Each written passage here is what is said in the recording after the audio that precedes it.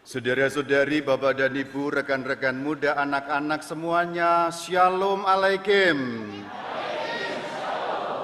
Ketika merayakan Hari Raya Natal, kita punya pekik Natal.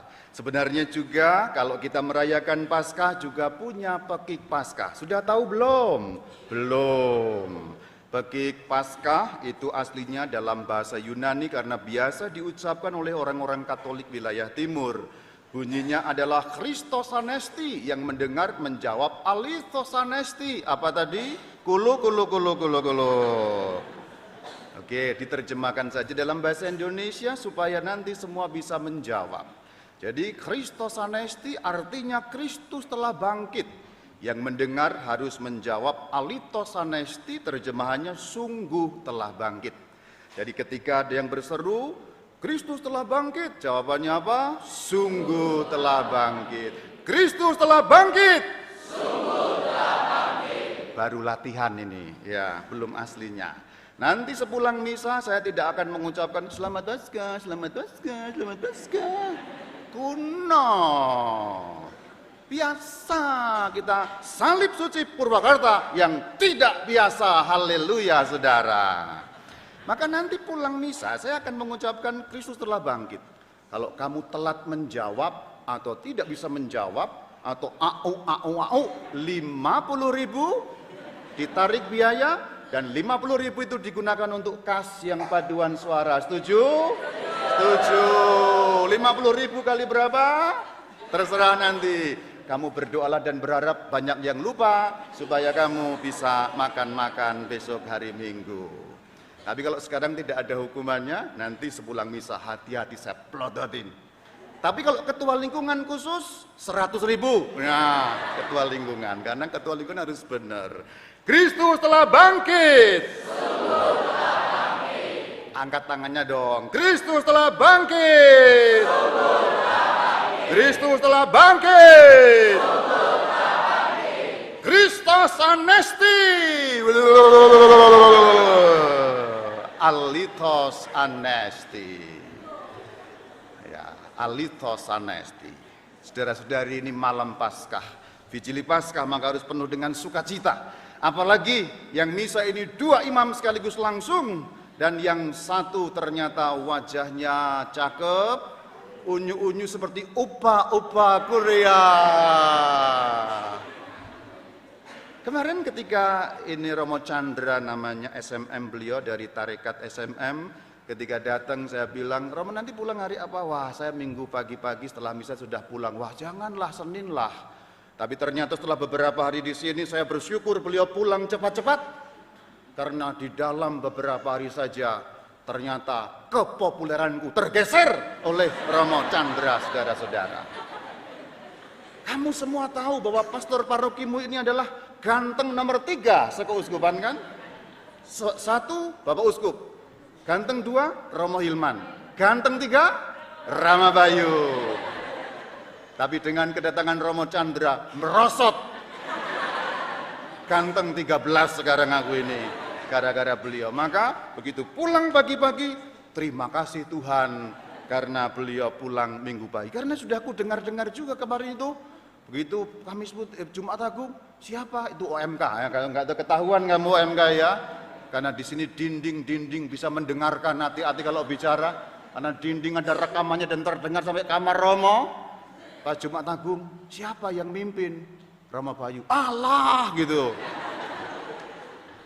Pengennya Romo Chandra yang mimpin, makanya Allah segala. Tapi dalam hati saya tenang, aku berdoa, ya Tuhan ampunilah mereka, sebab mereka tidak tahu yang mereka lakukan. Iya. Tapi memang beliau ini menyemarakkan suasana. Apalagi tadi di sakristi, kalau yang pelayan liturgi tahu, ada 2 lilin yang di bawah, lilinnya beda sama umat. Lilin kami besar ya, lilin umat kan kecil-kecil. Lilin kami yang bawah gede, ya bedalah, imam beda suci ya. Kalau umat kecil aja, menggambarkan apa? Sucinya dikit ya. Kalau imam gede, menggambarkan apa? Sucinya gede.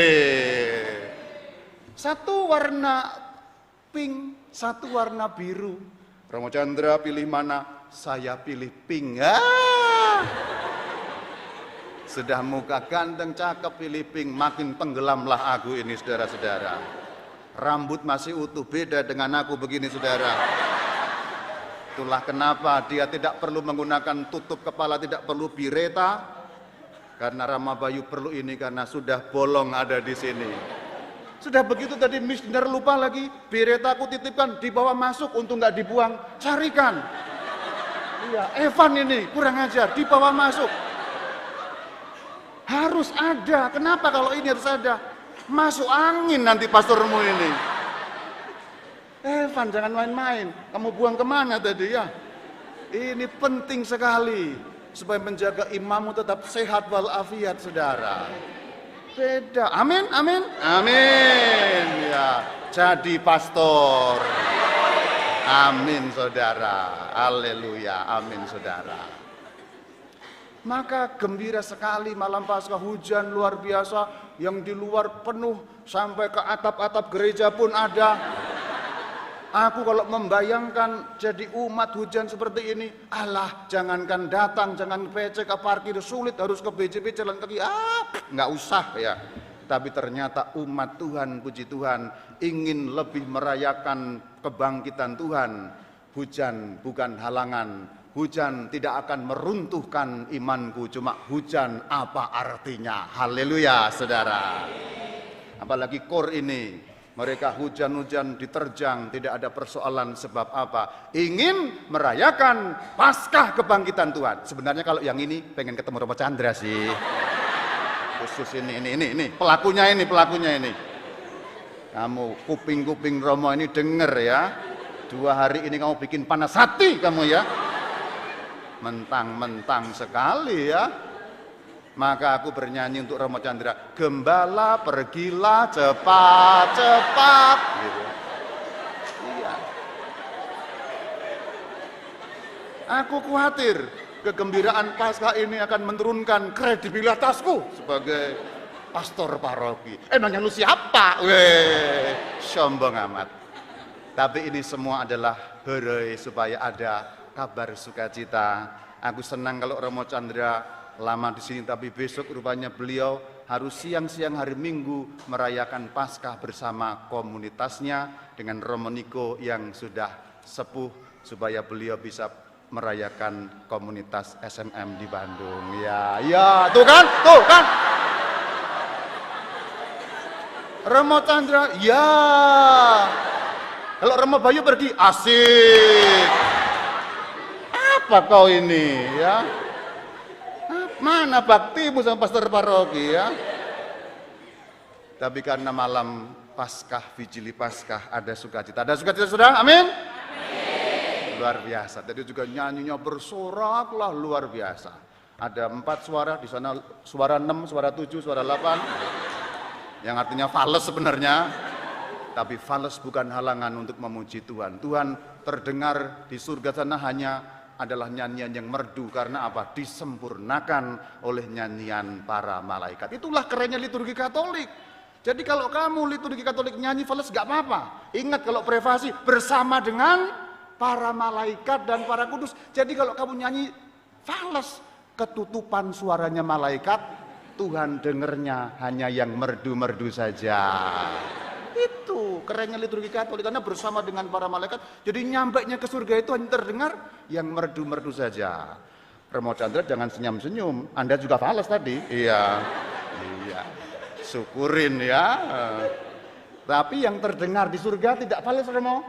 Yang terdengar di surga adalah suara merdu, Tuhan bersamamu. Terus di sini yang kor langsung kicep-kicep matanya. Wah, saudara-saudari, malam Paskah, Vigili Paskah. Kalau kamu yang atentif artinya punya perhatian yang sungguh-sungguh pada tanda-tanda yang muncul, maka tanda-tanda yang muncul selama pekan suci, khususnya 3 hari suci, ada tanda-tanda yang akan menguatkan iman kita. Beberapa akan saya bahas. Tapi pertama aku membahas bagaimana kegelapan melingkupi kita. Dan ada di arak lilin Paskah. Ini perlambang tugu api. Dan yang kedua lambang kebangkitan Kristus. Jadi lilin Paskah yang tadi diarak itu melambangkan tugu api, yang merupakan peristiwa dalam perjanjian lama ketika orang Israel dikeluarkan Tuhan dari Mesir melalui Laut Merah. kemudian berjalan di padang gurun dalam kegelapan. Mereka kalau siang ada tudung yang namanya tiang awan. Sehingga apa? Panas tidak kepanasan, hujan tidak kehujanan. Tapi kalau malam gelap ada tugu api dan dilambangkan dalam liturgi kita dengan lilin Paskah yang bernyala di tengah kegelapan. Itulah tugu apinya orang Israel yang menjadi suatu tanda bagi kita, memberitahu kita, saudara, hidup tidak baik-baik saja, memang. Hidup tidak tenang-tenang saja, memang. Hidup kadang-kadang gelap, iya memang. Tetapi cukuplah terang Tuhan, tugu api selalu ada dan menaungi dan menemani, yang membuat kita selalu bisa melihat, tetap ada orientasi pandangan, masih ada Tuhan. Meskipun nyalanya tidak terlalu terang, kita perhatikan, lilin Paskah tidak menerangi seluruh ruangan, tidak membuat ruangan terang benderang, tapi cukup bagi kita tidak menabrak, cukup bagi kita menghibur kita. Maka saudara-saudari, di tengah kehidupan yang seperti ini, yang semua dolar naik, mata uang asing naik, cabai naik, hanya badan yang nggak naik-naik tingginya, semuanya naik, semuanya pusing, semuanya bergejolak dalam kehidupan ini. Kadang-kadang juga dipusingkan dengan berbagai macam persoalan-persoalan, entah relasi dalam keluarga, entah dalam pekerjaan, entah putus cinta, golongan sini biasanya kalau yang bukan putus cinta, dan lain sebagainya. Tetap ada terang Tuhan. Tidak benderang, tapi cukuplah untuk membuat aku dan saudara merasa aman di tengah perjalanan. Cukuplah untuk membuat saya dan saudara tidak masuk ke dalam jurang-jurang yang membuat mati saudara-saudari. Itu yang pertama, bahwa lilin Paskah adalah tanda tugu api yang juga tugu api bagi kita. Nomor dua, maknanya lilin Paskah adalah kebangkitan Kristus. Kok sepertinya aneh kalau kita merayakan Jumat Agung, wafat terus bangkit, kok kayak main-main? Tidak, saudara. Kalau nanti kamu mendengarkan prefasi perayaan kebangkitan Tuhan yang didahului dengan wafat Tuhan pada Jumat Agung, diringkas dalam satu kalimat yang sangat manis yang kamu nanti akan dengarkan dalam prefasi imam. Maka nanti dengar baik-baik prefasi imam, ada dua kalimat yang meringkas seluruh makna perayaan malam hari ini. Kalimat yang pertama berbunyi, dengan wafat ia menghancurkan kematian, dengan bangkit ia memulihkan kehidupan. Dengan wafat ia menghancurkan kematian, dengan bangkit ia memulihkan kehidupan. Bersama-sama, dengan wafat ia menghancurkan kematian, dengan bangkit ia memulihkan kehidupan. Itu kalimat inti kalau kita merayakan Paskah, saudara. Dengan wafat, ianya Kristus menghancurkan kematian. Kita jelaskan dulu kalimat pertama. Bagaimana mungkin wafat Kristus menghancurkan kematian? Logikanya gampang, saudara-saudari. Sesuatu itu hanya bisa dikalahkan dengan hal yang sama. Sesuatu hanya bisa dikalahkan dengan hal yang sama. Itulah kenapa kalau dalam olahraga ada namanya memecahkan rekor. Sesuatu kalau mau kita kalahkan harus pakai itu. Contoh, orang lari cepat sekali. Bagaimana mengalahkan kecepatan? Dengan kecepatan juga. Kecepatan dikalahkan dengan kecepatan. Contoh, ada suhu dingin, kalau dingin dikalahkan dengan apa?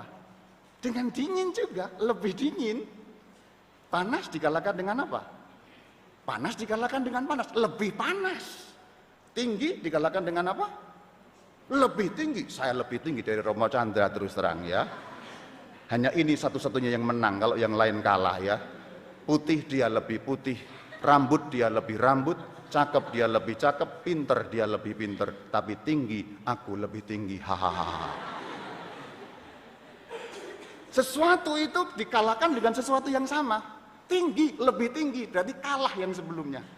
Dingin lebih dingin kalah yang sebelumnya. Kalau mati dikalahkan dengan hal yang sama, yaitu dengan lebih mati.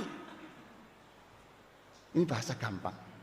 Kalau dijelaskan sekali lagi, kalau pada umat aku selalu ngomong, kalau dijelaskan dengan bahasa teologi, bahayanya seperti ini. Rumit teologi, tapi kalau dijelaskan dengan bahasa gampang, enak sekali. Tinggi dengan lebih tinggi mengalahkannya. Mati berarti dengan hal yang sama. Kematian mengalahkan kematian. Itulah kenapa di dalam tradisi gereja Katolik dengan wafat ia menghancurkan kematian. Ini prinsipnya mirip seperti kalau kamu mempelajari ilmu farmakologi, farmasi, obat-obatan.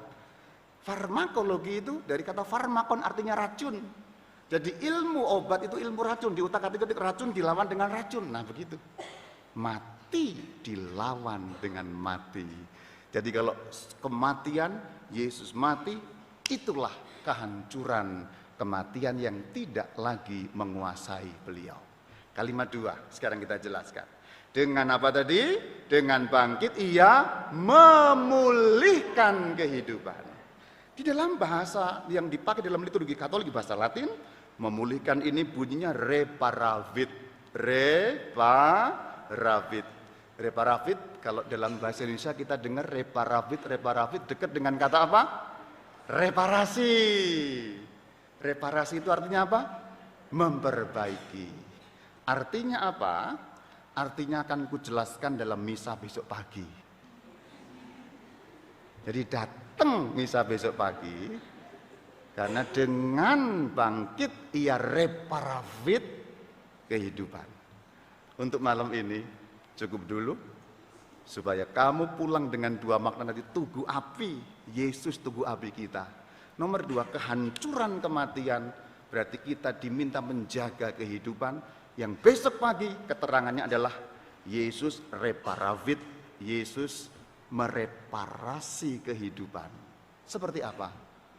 Datang besok pagi, perayaan Paskah.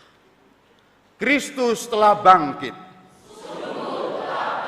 Kristus telah bangkit. Kristus telah bangkit.